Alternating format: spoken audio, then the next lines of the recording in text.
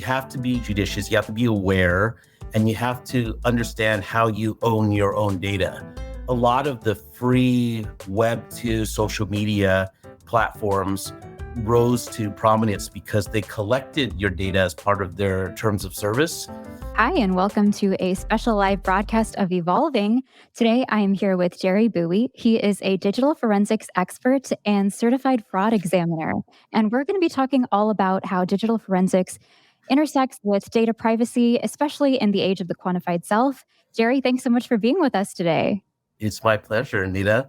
And I know that we're both part of the LinkedIn Creator Accelerator program. I'm using all the features that LinkedIn has to offer. So I'm excited to try this out for the first time. Definitely. This is my first live event myself, so excited to see how this tool works and everything. So thanks for tuning in, and we'll just get right into it. So if you wouldn't mind starting, for the uninitiated among us, what exactly is digital forensics? Sure. We're often hired as forensic examiners in investigation cases or litigation cases. So it deals with data as the digital part of digital forensics might imply. What do we do with that data, right? We treat the data in a way that is acceptable for submission as evidence in court, right? So that data suddenly becomes forensic when it has value for evidentiary purposes. I love that. And I feel like a lot of us, when we hear that word forensics, we think of sort of being at the scene of a crime, collecting clues, trying to figure out what happened in a given state. We're basically trying to get to the truth of what happened in a given scenario. How do you relate your work to being a detective and problem solving? I think there's a lot of parallels to be drawn. And I often tell others that I am a computer forensics testifying expert. It usually draws some oohs and ahs. So I was like impressing other people. But unfortunately, they come back to me with, oh, I watch CSI. And they and then they equate. I mean, they do understand the difference between like a forensics person that deals with crimes in the real world, the non-digital world, where they're dealing with murder scenes and things like that. There are crimes being committed online in digital space too. There are criminal forensics examiners. I'm not of that criminal type. So I work for the private sector, essentially. So I'm not part of law enforcement. And there's quite a distinction between computer forensics examiners that work for law enforcement versus for the private sector. I work for a consulting company. And by the way, I'm here, representing myself. None of the opinions that I make today are attributed to my employer. So I just wanted to get that disclaimer out of the way. But for the private sector, it often deals with white collar type crime or type of breaches and things of that nature. I myself deal mostly with internal threats. So it's those employees who, do something that's unacceptable by way of risk and compliance for companies or actually breaking that criminal boundary where we might make referrals to the FBI, et cetera. Gotcha. And do you find that it's maybe harder to track certain crimes, or is it harder to follow a paper trail when it comes to digital crime versus something that happened in a non-digital space? Yeah, that's a good question. I addressed it kind of on a recent podcast with Kalina Leopold. She has a great new podcast called Resolved, where she talks about, different legal and forensic issues that intersect with that Better Call Saul show. And I was recently a guest there, and we did get into the difference between paper forgeries versus digital forgeries. And so we deal with, digital forgeries and counterfeits because there is such a thing when it comes to digital media, especially with the ease with which you can use some of these tools to create deep fakes and other document forgeries, much easier than you did back in the day. And Better Call Saul, I think, takes place in the early 2000s, where those tools weren't really prominent. So you'd have to do the old school way. And in season 2, episode 8, Fifi, that's the one that we covered during her podcast. Saul goes to the copy shop, like a Kinko style copy shop, to take documents and cut out letters and, glue stick them on to a new document and then recopy it so that it hides those, edges for the cutouts. But, that's a lot of work. I feel like that takes a lot of energy. So those types of things are done much easier with digital tools. But if you can get away with it in the paper world, it's a lot harder to have an audit trail because there isn't like the metadata that you would have on digital files. And we rely a lot on metadata that is embedded in those files or part of the computer operating system file system, along with other related tracking artifacts. And then there's the added value of having synchronization to the cloud. So we can look at logs that are captured within the cloud, whether it's from a third-party platform or an enterprise-grade platform on behalf of the company. But there's a lot of places we can look to triangulate and figure out that audit trail information that's captured automatically. Gotcha. And when it comes to protecting our own personal private data, when we are interacting with platforms, when we are kind of turning over certain permissions to applications, how do we exercise, judicious stewardship of our own personal data? I like the way you put that. That's exactly right. You have to be judicious, you have to be aware, and you have to understand how you own your own data, which is kind of a new concept or an evolving concept. And I think in the US, we're just catching up with the European Union, who are much more data privacy conscious over there. And the laws support keeping that ownership of personal data private. So, a lot of the free Web2 social media platforms rose to prominence because they collected your data as part of their terms of service and essentially owned it, not just the content that you created, whether it's written content or artistic content, absolutely was owned by them per the terms of service or terms and conditions. But then all of the artifact information as well. And I think there's a lot of value in them tracking that information for advertising purposes. And that's their business model, essentially. And so, there was, I think, a different interpretation of who owned that data for the longest time. But, we're coming into a world now where the laws are catching up to the European Union here in the States. It's right now by a state by state basis. The federal laws aren't quite there yet. So as, the data privacy protections spread across the different states, I think that the federal ones will also come in line to match the EU ones. That seems to be the trend. Gotcha. And when it comes to our data potentially being outsourced to even more third parties, for example, if collection of personal health data from wearables starts being shared with insurance companies for the purposes of quoting people and determining their risk for certain diseases, how would that perhaps interact with our current environment? And is it possible to prevent discrimination on the basis of this data that's being collected about our private health matters? I think that, we live in the world of big data now. There's just an abundance of data, and advertisers made use of it. Like you said, health insurers could make use of it. And, to the uninitiated or the inexperienced, this data could be collected and modeled in a way that isn't scientifically sound, right? Or isn't statistically representative. It could be skewed. This skew in that data, like a lot of data that the police use, have been found to have some bias in it too, especially when AI models are being created, from the predictive models are being created. So I think there's a need for data scientists that operate in a solid, sound foundation, and understanding how to work off of a baseline of data that is accurate and representative. I think that's a start. But secondly, it's also the software manufacturers, software and device manufacturers who make use of this data need to have protections around it. Oftentimes these things are released with features first, and then security second, and then what I deem as legal and compliance last. But, during that lag time or lack of planning, it could be taken advantage of. So there's vulnerabilities within the network, within the device, within the software that might be exploited to get at the underlying data that might be deemed personally identifiable information or personal health information, right? PII or PHI. So they might get to the bedrock of that data by surpassing all these different layers that have, huge gaping holes in terms of security and protection.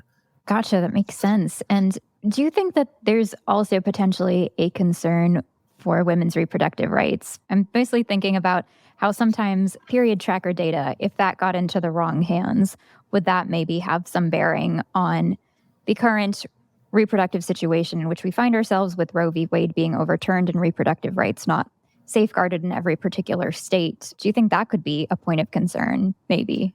Yeah, I think data can be exploited in a lot of different ways, especially if there's a political motivation behind it, or what's deemed as the enforcement of existing laws, right? So I think there's kind of some basis for doing these things, and I think it'll be challenged in court pretty vehemently. This is a really volatile time when it comes to women's reproductive rights.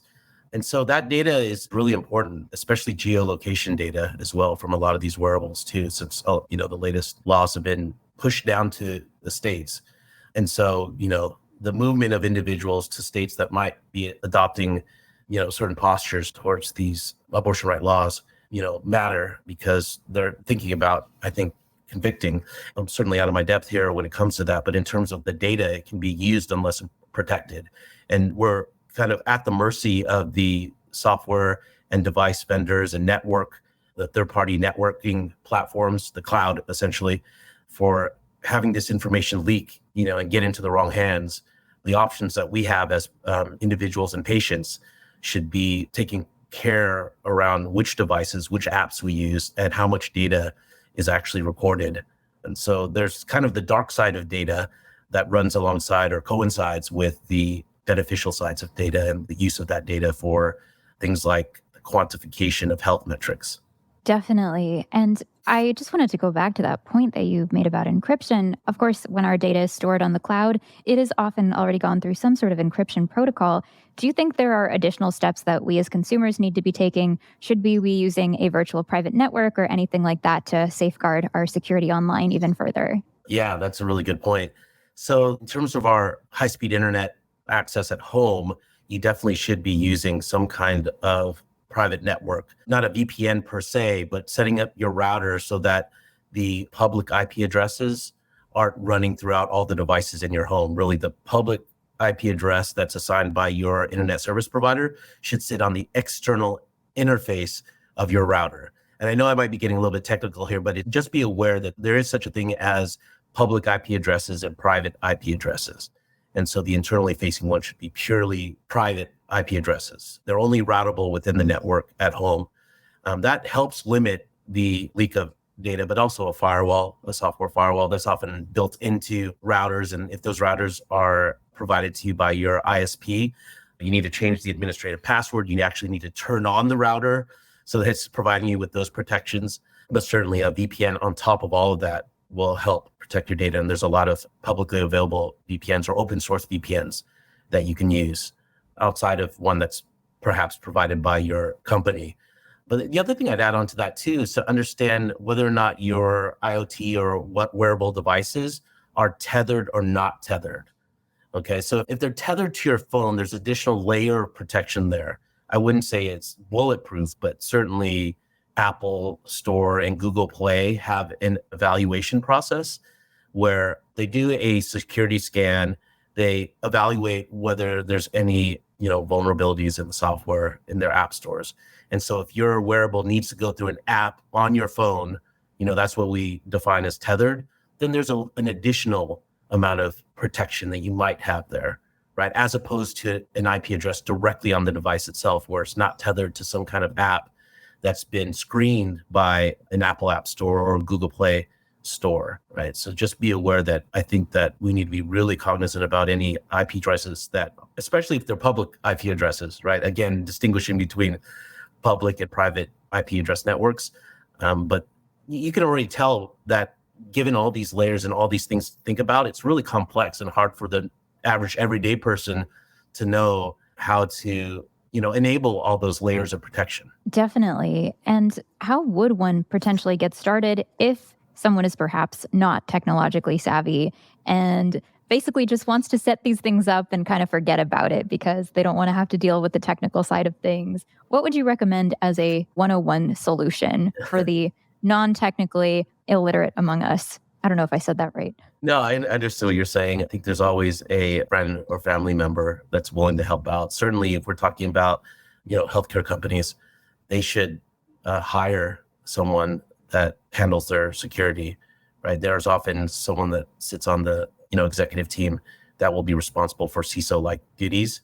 But I think they're starting to catch on. I mean, a lot of industries were seen as vulnerable for the longest time, whether it's hospitals or law firms or governmental agencies or local agencies. They might be opening up hardware, whether it's a laptop or a desktop or even networking equipment, and using it out of the box without, having all of the security settings in place. And sometimes if you're not experienced, turning on a security feature might prevent you from doing certain things like printing or getting to certain websites, and then they decide to turn it off because it's just too inconvenient. And that's where the gaping holes start to appear. There's credentialed, certified folks that can help harden your business networks. But for the average everyday individual, it's following certain guides. I don't have any specific hyperlinks or URLs to follow for a security 101 training, but there's plentiful, reliable information out there. Pick someone or a site, that speaks to you, that speaks in a language that you understand, right? Because it can get really technical and jargony. Definitely. Yeah. I love that point to kind of make sure that you find something accessible when you're looking for this data. And yeah, perhaps consult some of your more technologically inclined friends and family members if you need additional help. I love that idea. Anita, just being aware and asking for that help. Absolutely. I think that's key. It's just understanding that those measures need to be taken. Absolutely. Just making it a priority and, not kind of pushing it to the sideline just because it's difficult to implement and get started with. I think that's a really important message for sure. I did want to ask you about one particular thing. When it comes to the collection of these vast amounts of health data, there is perhaps this impetus to want to use it for the betterment of research, for kind of advancing science or medicine in some way. How do we ensure when we're trying to use our data for like these admirable purposes that the actual data remains anonymized and can't be connected back to its source? Yeah, it's difficult because even though it looks anonymized or pseudonymized, there's are studies that say that they can be reverse engineered. So if your personally identifiable information has been provided at any point, other than trusting the folks that have these noble pursuits, doing the due diligence and asking for these certifications, checking whether or not they've, got certain ISO certifications, but also like whether or not they prioritize the protection of that information. So reading up on materials. And if they lack those materials or their certifications, then that's a reason to perhaps tread carefully or not engage with those companies at all. Does this perhaps mean that researchers or graduate students or MDs and PhDs who are doing clinical facing work, maybe conducting trials, does security training need to be a part of their curriculum? Yeah, I think it's fundamental nowadays. We've been providing this type of training for lawyers in my field for the longest time, right? And so it's making sure that a lot of these professions understand that they are going through digital transformations. If those transformations haven't occurred within those industries already, they need to be responsible participants in protecting that data. And so the security training for those folks, I think, is essential. And I think they need to also feel that it's important, sometimes as important as their main practice areas as well. Definitely. And what would be the best way for a clinical research institute to kind of get more diligent about doing this? Should they kind of hire a consultant and, make sure that everything is up to par as far as security goes? Should they kind of like have someone, an outside third party kind of come in and kind of perform like a walkthrough, making sure that things are as tight as they need to be? Is that the best path forward, or are there other avenues to pursue? I think there's other avenues, and you could pick your starting point. You could hire the right consultants, but there's often regulatory regimes that dictate the security measures that need to be in place if you're running a certain type of business, like if you're a CRO or a CRI. So you have to be aware about those regulatory requirements, and then even kick it up a notch or two if you find it important. There is a cost to implementing these things on the front end, but it's much costlier on the back end when something goes wrong. You could destroy your organization or your company, and you could lose your entire investment if there's any breaches to the data, and especially if they're in violation of some of these regulatory requirements. Absolutely. What do you think is going to be the future of the technological landscape as far as privacy goes, as far as big data goes, really anything that interfaces with your work? What are some trends that you see maybe in the next 5 to 10 years? I think it's going to continue to be a cat and mouse game because for as many people that are out there doing the good work of, securing products, networks, and devices, there's going to be people looking for vulnerabilities and, exploits that they can use to get at that data, which is like digital gold, right? And with the rise of artificial intelligence and the rise of quantum computing, I think the speed at which these things occur are going to be difficult to manage. And so, the automation will kick up on the good side, and then automation will kick up on the bad side. It's usually the good side catching up to the bad side because their incentives are pretty strong, especially if it's easy for them to do. Our job is to make it not easy at the end of the day. But you'll find, I think, a lot more hands-off type of investigations, a lot more automation and artificial intelligence aiding the investigator just as much as they aid the wrongdoer. So there's unfortunately going to be, I think, victims as we progress. Everyone, I think, needs to be hyper-vigilant when it comes to understanding how data can be stolen. A lot of the attitudes nowadays are, well, if I'm not doing anything wrong, I shouldn't worry about it. But it's easy to say until you have your identity stolen or something like that. It's very difficult to restore your good name. Absolutely. I think that's a really important message, that about prevention and kind of getting out ahead of threats before they become something that's really destructive. Yeah, you want to be part of that population of folks that are vigilant and aware, and not part of the subpopulation of people that become victims, right? I mean, the goal is to protect as many people as we can, but there's some personal responsibility and awareness and education that you need to take on yourself. For sure. We have this personal responsibility to be proactive. Awesome sauce. Let our audience know where they can find you online and where they can go to kind of learn more about digital forensics if they're curious about the field, if they want to just be more vigilant about their privacy online, if they maybe want to educate their children about the topic. Yeah, I mean, if you look, you'll find me, meaning I'm everywhere. I'm probably, not like your average everyday digital forensics examiner. I do put myself out there for the purposes of education and having a lot of community interaction. And in a lot of ways, if you're not using a lot of these platforms, you're not understanding the intricacies of how they work and understanding their shortcomings, right? So it's almost like R&D. But you can find me on LinkedIn. So I'm at linkedin.com/in/Jerry Bui. But if you type in Jerry Bui, the combination of my first and last name seems to be super unique. So if you just type that in, I'll probably be the first entry that you find. Same thing if you go to TikTok or Instagram or Twitter. I love that. You're SEO friendly. So just type in the name and everything will come up. Awesome. That's right. Well, thank you so much for your time today and for enlightening us about digital privacy, about protecting our data, and for teaching us about digital forensics. I appreciate it. It was my pleasure. And let's turn the tables next time. Let me interview you because I think you are in a really interesting role. And I have just as much to learn about your field as you did about digital forensics. Absolutely. I'm excited for the collaboration. You can find the show notes for this and all other episodes at the Substack URL linked in the show description. You can also review the show on Apple Podcasts, Spotify, Castbox, or Podchaser. Thanks so much for tuning in. Until next time.